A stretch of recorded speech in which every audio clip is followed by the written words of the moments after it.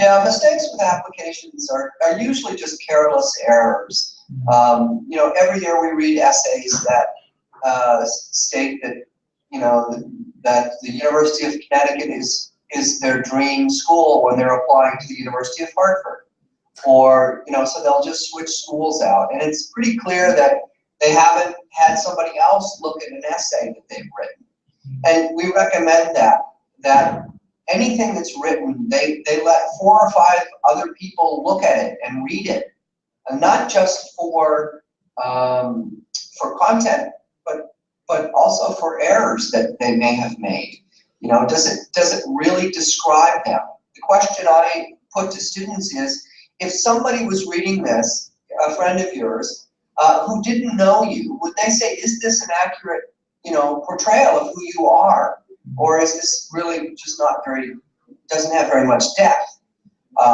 So they need to, you know, make sure that something has been proofread, both for content and for grammatical errors. In terms of filling out an application, they just need to take their time. They need to move through things methodically and make sure that they read instructions very carefully. There are schools that will deny students who simply do not fill out their applications correctly. So students need to be aware of that. If they can't fill out an application, there are admission officers who say, look, we can't work with students who can't take the time to do that because they're reading a lot of applications. And that's something the student should always keep in mind. The person on the other end of that application is reading all day.